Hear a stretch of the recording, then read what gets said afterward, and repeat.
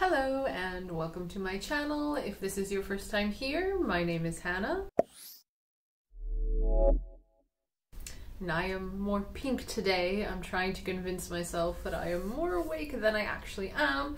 Apparently I can't sleep at night anymore, so fun times. Anyway, the end of the last movie review video I did, I talked about going to see Malignant by James Wan, or getting ready to go see that, I should say. And I should not have done that, as I completely jinxed myself, as the first movie we are going to be talking about today is Malignant by James Wan. He's a very famous horror director. He's done Insidious, he's done The Conjuring, he's done Saw, so he's definitely well known in the community. So pretty much anyone that loves this type of movies, like just knowing he's the director, this is going to be a must-see. So this just came out last month.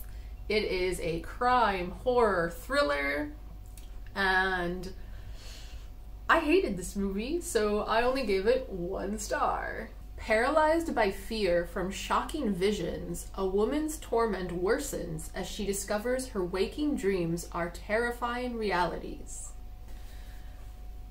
So this was a movie that I kind of stayed away from the previews, the descriptions, everything like that. I just really liked the poster. I watched like half the trailer, I think it was, and so I wanted to go into this as blind as possible. But still, since it was James Wan, I was kind of expecting a certain kind of movie, and he definitely wanted to get away from that, as the very opening scene, I literally thought it was going to be like, this is a movie the characters are watching on TV kind of thing. I thought it was a little bit of a fake out, I guess, because it was so cheesy, the dialogue was so bad, it just looked like a really crappy like direct-to-TV movie, but it wasn't. It was literally the opening scene of this. So right away I'm like, is this a parody? Like, is this actually like a comedy movie? What? But then, as more of the opening went on, it definitely gave off the vibes of the movie Lights Out and had a more paranormal aspect to it, which later on will make it feel like a plot hole because some things that happen there really don't make sense. And so I was like, okay, I'm digging this, I like this. And just how it was shot and everything was a little bit different than normal, and so I was like, alright, like this seems like it's gonna be good now. And then it nosedived. It ends up becoming just this very ooh, chinchilla jumped. Anyway, it becomes this very predictable, very ridiculous, and very laughable movie.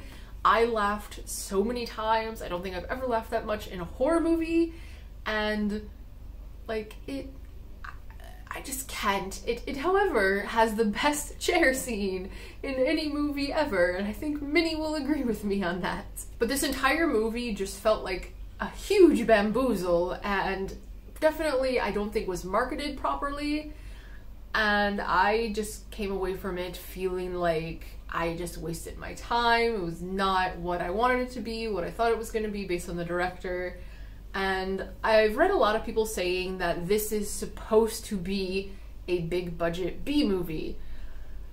And that's just kind of odd to me, I guess. I don't know if I'm just not into that, or if it's just because my expectations were so different from the reality, but this movie was just bad, and the predictability of it was just like, come on, like this is obviously what's happening. And so it just ended up being a really frustrating movie with way more laughs than there should be, and it just wasn't scary. Next is Dune, directed by Denis Villeneuve. I forgot to see how to pronounce his name before doing this. He previously did Arrival and Blade Runner 2049. He's another pretty well-known director. So this also just came out last month. It is like sci-fi, action, adventure, drama, and I gave this 3.5 stars. Paul Atreides, a brilliant and gifted young man born into a great destiny beyond his understanding, must travel to the most dangerous planet in the universe to ensure the future of his family and his people. As malevolent forces explode into conflict over the planet's exclusive supply of the most precious resource in existence, a commodity capable of unlocking humanity's greatest potential. Only those who can conquer their fear will survive. So this is a part 1 of 2 movie, which definitely makes sense as the book is like seriously thick. I read it when I was in high school actually. I would just read it during class, and I remember it taking me like a full month to read this. So it's a brick of a book. And obviously this first one, it's definitely an info dump, but it definitely tries to do it in a more interesting way, and I thought that was fine. Like, I didn't really have a problem with probably the first 3/4 of this movie, but it is definitely necessary for us to understand what the hell is going on in this universe. It is a very gorgeous movie, and I was really excited for the score and everything. However, there are some scenes that are very repetitive, and the score with it is also extremely repetitive and very loud and in your face, and it really just takes me out of the movie and got pretty annoying by the end actually. There was this really amazing sequence, and I thought it was the perfect ending. However, it didn't end there and just kept going and going and going, and it was just kind of like, oh my god, like when is this going to stop? And what kind of sucked about that is it was all like action, action, action, and then I thought it was going to stop. And the part where it kept going, it was more just like traveling and more kind of like chill moments. And so just the energy level dropped, and it did get boring at the end because of that. But I'm definitely interested to see part 2. And I also found this really difficult to rate, as it's just so many different ends of the spectrum here. There's some things I really liked and enjoyed, and other things where it's like, oh my god, why did they do that? So that's why I kind of settled on 3.5, because I definitely think it's above average, but you definitely have to be into this genre to really get the enjoyment out of it. Next is Gonjiam Haunted Asylum, directed by Jean Bumshik.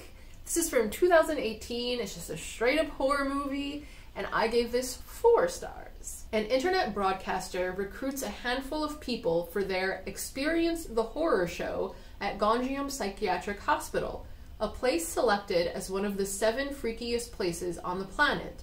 They are to explore the haunted asylum and stream it live for their online show. So the plotline here is nothing new. A group of young people go into a haunted asylum and shenanigans ensue. Like, everyone's heard it a million times. However, the scary scenes, the way they are portrayed, shot, just everything about them is so different and just fantastic and genuinely scary that this is one of my new favorite movies for this time of the year. That's why I put it in my other video about like Halloween movies and stuff like that, because it's definitely deserved. This actually is a slow burn movie, so for the first like 3/4 there isn't any real like scary stuff happening, but once it starts it just goes from 0 to 100. In the last 20 minutes of the movie I just watched like behind my fingers, which is a very good indicator for me that I am into a horror movie. So that was pretty amazing. But the horror scenes are actually very long, and it's not like they're drawn out and boring or anything, but it like ramps up the anxiety, and just everything is going bonkers, and it's just jumping from one scary thing to another, and it was fantastic. I just feel like a lot of the horror movies I've seen lately just haven't really been scary, and so this really took me by surprise and was exactly what I was looking for. And there's one scene that I will just forever be tormented by, and even just like looking up this movie to get the summary of it, some pictures of it were popping up, and I was just like, nope, having to like put my hand over the screen where it was, and yeah, just trying to look up this movie is a bit difficult. Lastly, we have Candyman, which is directed by Nia DaCosta. She's actually going to be directing the upcoming movie The Marvels that comes out next year, which is the Captain Marvel sequel. I really had to think about that for a second. I was like, Captain America? That's not right. This came out at the very end of September here in France. It is a horror thriller, and unfortunately, I only gave it 2 stars. Anthony and his partner move into a loft in the now gentrified Cabrini, after a chance encounter with an old-timer exposes Anthony to the true story behind Candyman. he unknowingly opens a door to a complex past that unravels his own sanity and unleashes a terrifying wave of violence. So just to get this out of the way, as you've probably heard if you've looked anything up about this movie, yes, it is a heavily politically influenced movie. It's very, very over the top and is one of those where it's like literally every single white person it shows is a bad person, even if they're like a child or a teenager or something.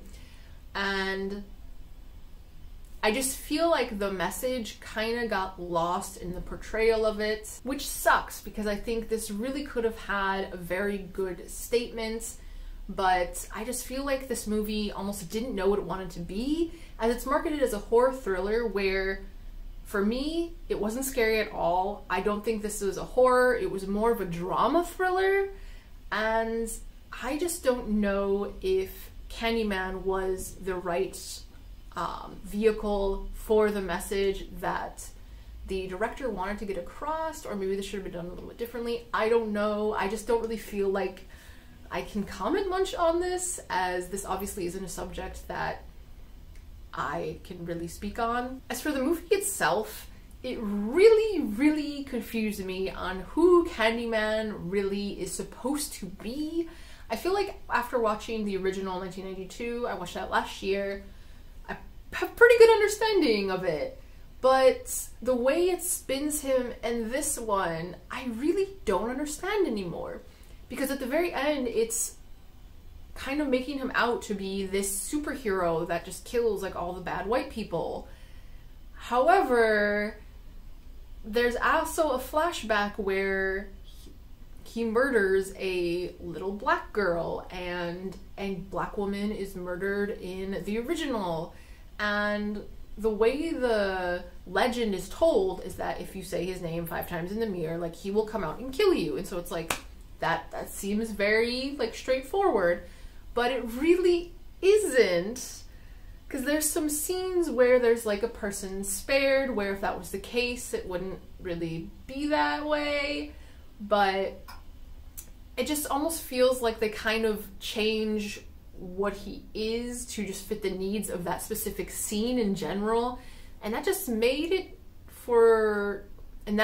to be quite confusing in the end. They also went more into like the origin story of why he exists at all. He's like from the 1800s or something, and that also made him more confusing because it's like, what was he called then before Candyman? Like, how was he summoned? If they don't know his name, like, how did they start summoning him? How did he start coming back? How did he start like seeking vengeance on people?